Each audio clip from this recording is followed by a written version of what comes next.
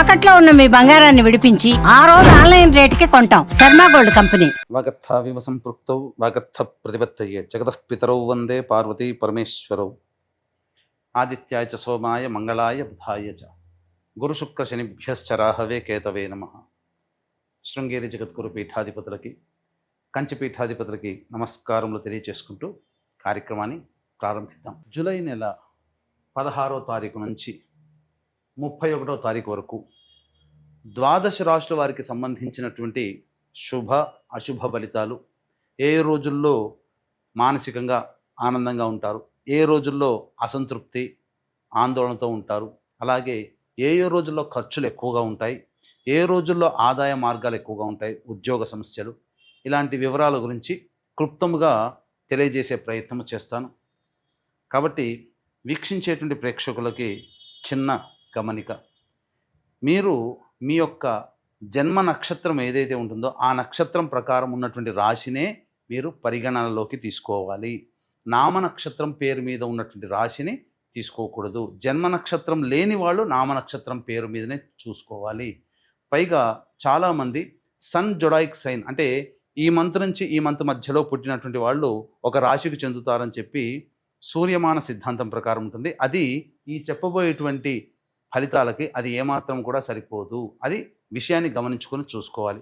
కాబట్టి జన్మ నక్షత్రము, జన్మ రాశి లేదా ఈ రెండు లేకపోతే నామ నక్షత్రము, నామరాశి మీద ఉన్నటువంటి వివరాలనే మీరు ఆ రాశి ప్రకారమే చూసుకుంటే మీకు రమారమిగా మీ ఈ చెప్పబడే ఫలితాలు మీకు సరిపోతాయని చెప్పవచ్చు.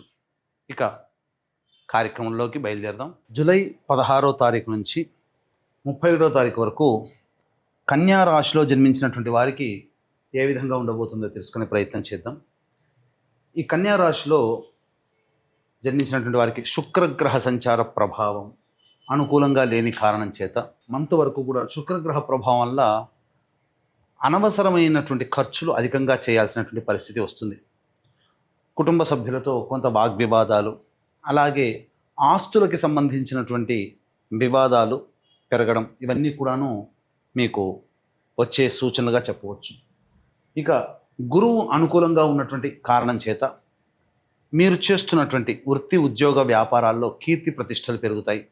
అదనపు బాధ్యతలు పెరగడం ద్వారా సంతోషంగా ఉండే అవకాశం ఉంటుంది. ధనపరమైన సమస్యలు తీరుతాయి. ముఖ్యంగా మీ పేరు ప్రతిష్టలు పెరుగుతాయని చెప్పవచ్చు. ఇక రవి అలాగే బుధగ్రహ సంచారం కూడా అనుకూలంగా ఉన్నటువంటి కారణం చేత ఉద్యోగ సంబంధమైనటువంటి విషయాల్లో మీకు పెరుగుదల అంటే ఇంక్రిమెంట్స్ రావడం కానీ, లేకపోతే వేరే సంస్థలో ఉద్యోగం అధిక వేతనంతో ఉద్యోగం రావడం కానీ జరుగుతుంది. వ్యాపార రంగంలో ఉన్నటువంటి వారికి అన్ని విధాలుగా ఆనందదాయకంగా ఉంటుందని చెప్పవచ్చు. అయితే కుజుడు ద్వాదశ స్థానంలో సంచారం కేతువుతో కలిసి ఉన్నటువంటి ఈ కారణం చేత కొంతవరకు ఇబ్బందికర పరిస్థితులు అనేటువంటివి చెప్పవచ్చు. తద్వారా అనవసరమైనటువంటి ప్రయాణాలు చేసే అవకాశము గోచరమవుతుంది. ముఖ్యంగా మీ ఆరోగ్యం పట్ల శ్రద్ధ వహించాల్సినటువంటి పరిస్థితి. ఇక 29, 30, 31 ఈ 3 రోజుల్లో మీలో తెలియని ఉత్సాహం పెరగడం, అందరితో కూడాను కొంత వాగ్వివాదాలు జరిగే అవకాశం మాసాంతంలో కుజగ్రహ ప్రభావంలో కలుగుతుంది. ఇక శని సప్తమ స్థానంలో ఉన్నప్పటికీ కూడాను వక్రీకరించినటువంటి కారణం చేత షష్టమ రాహు, షష్టమ ఫలితం కూడా ఇవ్వడం చేత శని రాహులు కూడా శుభస్తులుగా మారుతున్నారు. తద్వారా అన్ని విషయాల్లో అనుకూలంగా ఉంటుంది. కాకపోతే ఒక శుక్రుడు, కుజుడు, కేతువు తప్ప మిగతా అన్ని గ్రహాలు కూడా అనుకూలంగా ఉన్నటువంటి కారణం చేత అన్ని విధాలుగా ఆనందదాయకమైనటువంటి పరిస్థితులు ఉంటాయి. ఎక్కువగా మిశ్రమ ఫలితాల కంటే ఎక్కువగానే మంచి శుభ ఫలితాలు పొందుతారని చెప్పవచ్చు. ఈ రాశిలో జన్మించినటువంటి వారికి వివాహ సంబంధమైనటువంటి విషయాల్లో ముందడుగు ఉంటుంది. నిశ్చయ తాంబూలాదులు కలిగే అవకాశం ఉంటుంది. అలాగే ఈ రాశిలో జన్మించినటువంటి విద్యార్థులకి చక్కటి అవకాశాలు, కోరుకున్నటువంటి విద్యా సంస్థల్లో ప్రవేశం లభించడం అన్నీ కూడాను మీకు అనుకూలంగా ఉంటుందని చెప్పవచ్చు. తర్వాత మిశ్రమం కంటే అధికంగా శుభ ఫలితాలు ఈ యొక్క కన్యా రాశిలో జన్మించినటువంటి వారు పొందుతారని చెప్పవచ్చు. ఈ కన్యా రాశిలో జన్మించినటువంటి మహిళలకి ప్రధానంగా అవమానములు ఉంటాయి. కొన్ని ఇబ్బందికర పరిస్థితులు అనేటువంటివి తప్పవు. బాధ్యతలు పెరుగుతాయి. అయితే ధనపరమైనటువంటి విషయాల్లో మీదే పైచేయిగా ఉంటుంది. మీ మాట విలువ ఇస్తున్నప్పటికీ కూడాను మిమ్మల్ని చిన్న చూపుగా చూసే అవకాశాలు ఎక్కువ ఉంటాయి కాబట్టి జాగ్రత్తలు పాటించండి. ఇక ఈ రాశిలో జన్మించినటువంటి మహిళలకి ప్రధానంగా గర్భధారణ సంబంధించినటువంటి సమస్యలు తగ్గుముఖం పడతాయి. అంటే మంచి శుభవార్త వినే అవకాశాలు ఉంటాయి. ఆల్రెడీ కన్సీవ్ అయినటువంటి వాళ్ళు శుభవార్తలు వింటారని చెప్పవచ్చు. వివాహం కాని అమ్మాయిలకి వివాహ సంబంధాలు కుదురుతాయి. అలాగే విద్యార్థినులకి జాగ్రత్తలు పాటించాలి. కోరుకున్న సంస్థలలో మీకు ప్రవేశం లభించినప్పటికీ కూడాను కాస్త కష్టపడితే తప్ప ఫలితం లభించినటువంటి పరిస్థితి.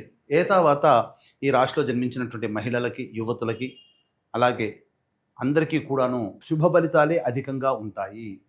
కాబట్టి అన్ని విధాలుగా ఆనందదాయకంగా ఉంటుంది. కొన్ని సమస్యలు తప్పు. అయితే దైనందిన కార్యక్రమంలో ప్రతిరోజు అనగా 16 నుంచి 31 తారీఖు వరకు ఏ విధంగా ఉండబోతుందో తెలుసుకునే ప్రయత్నం చేద్దాం. 16, 17 తేదీల్లో అనుకూలమైనటువంటి పరిస్థితులు ఉంటాయి. అలాగే ధనపరమైనటువంటి సమస్యల్ని పూర్తి చేసుకుంటారు. ఇతరుల సహాయ సహకారాలు లభించడం ద్వారా మంచి స్థితిలో ఉంటారని చెప్పవచ్చు. ఖర్చుల కంటే అధికంగా ఆదాయం లభించడం ద్వారా ఆనందదాయకంగా ఉంటారు. అలాగే అన్ని విధాలుగా ప్రోత్సాహకరంగా ఈ 16, 17 తారీఖుల్లో ఉంటుందని చెప్పవచ్చు. ఇక 18, 19, 20 తారీఖుల్లో ప్రధానంగా మానసికమైనటువంటి ప్రశాంతత లోపిస్తుంది. ఆందోళన, ఖర్చులు అధికంగా ఉంటాయి. ఏం చేస్తున్నారో చేసే పనికి, ఆలోచనకి సంబంధం లేనట్టుగా ఉంటుంది. కొన్ని రకాల సమస్యలు అనేటువంటివి పెరగక తప్పదు. కాబట్టి జాగ్రత్తలు పాటించండి. ఇక 21, 22 తేదీల్లో తండ్రి గారి ఆరోగ్యం పట్ల శ్రద్ధ వహించాల్సినటువంటి పరిస్థితి. అలాగే సంతానం మూలకంగా ఖర్చులు, సమస్యలు పెరుగుతాయి. విభేదాలు కూడా పెరుగుతాయి. కాబట్టి లౌక్యంగా వ్యవహరించండి. ఇక వీక్షించేటువంటి ప్రేక్షకులకి విశ్వేశ్వరుని యొక్క ఆజ్ఞ మేర కాశీక్షేత్రంలో జూలై 24వ తేదీన అమావాస్య, పునరుసు నక్షత్రము, గురువారం కలిసి వచ్చినటువంటి ఈ రోజున గతించిన వారి ఆత్మతృప్తి కోసం బ్రాహ్మణుని కర్తగా పెట్టి పిండ ప్రదాన కార్యక్రమం చేయించడం జరుగుతుంది. కాబట్టి ఎక్కడ చేసినా కాశీక్షేత్రంలో చేసే పిండ ప్రదానము పితృదేవతలు స్వయంగా వచ్చి స్వీకరిస్తారు. ఈ అవకాశాన్ని అందరూ సద్వినియోగపరచుకోవచ్చు. కార్యక్రమ తదనంతరం కాంటాక్ట్ చేసి పూర్తి వివరాలు తెలుసుకోండి. ఎలా నమోదు చేసుకోవాలి. అలాగే మీ జాతకరీత్యా విద్య, వివాహ, ఉద్యోగ, దాంపత్య, అనారోగ్య సమస్యల నివారణకి, అలాగే మేష, మిథున, కర్కాటక, సింహ, కన్య, వృశ్చిక, ధనస్సు, కుంభ, మీన రాశుల్లో జన్మించినటువంటి వారికి దోష పరిహారార్థమై క్షేత్రపాలకురాలు వారాహి మరియు క్షేత్రపాలకుడు కాలభైరుడి యొక్క హోమాలతో పాటుగా ప్రత్యంగిర, బగడాముఖి, అలాగే రాజశ్యామల మరియు సుదర్శన హోమాలు అనేటువంటివి జరిపించడం జరుగుతుంది. అవకాశం ఉన్నవాళ్ళు ఈ కార్యక్రమంలో పాల్గొని మీ గోత్రనామాలు నమోదు చేసుకోవచ్చు. కార్యక్రమ తదనంతరం కాంటాక్ట్ చేయండి. ఇక 23, 24 తేదీల్లో చేస్తున్నటువంటి వృత్తి, ఉద్యోగ, వ్యాపారాల్లో, అలాగే 25, 26 తేదీలో కూడా అభివృద్ధి అనేటువంటిది ఉంటుంది. ధనపరమైనటువంటి సమస్యలు తీరుతాయి. అన్ని విధాలుగా అనుకూలంగా ఉంటుంది. అలాగే ఖర్చుకు మించిన ఆదాయం లభించడం ద్వారా అన్ని సమస్యల్ని పూర్తి చేసుకోగలుగుతారు. విందులు, వినోదాల్లో సంతోషంగా గడుపుతారు.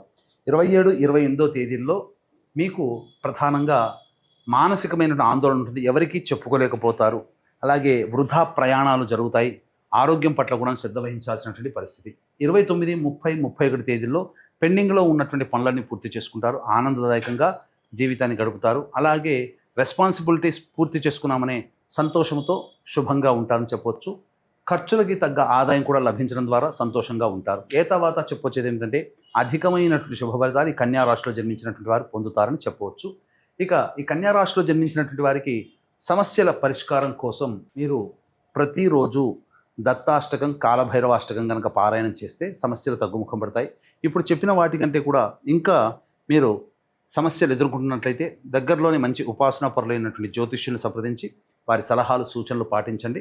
మరింత మెరుగైన జీవితాన్ని పొందుతారని తెలియజేస్తూ కాశీక్షేత్రంలో జరిగే పిండ ప్రదాన కార్యక్రమం మరియు జాతకరీత్యా ఉండేటువంటి సర్వదోష నివారణ పూజల హోమాల్లో మీ గోత్రనామాలు నమోదు చేసుకునే ప్రయత్నం చేయండి. సర్వం శ్రీ ఉమామహేశ్వర పరబ్రహ్మార్పణమస్తు.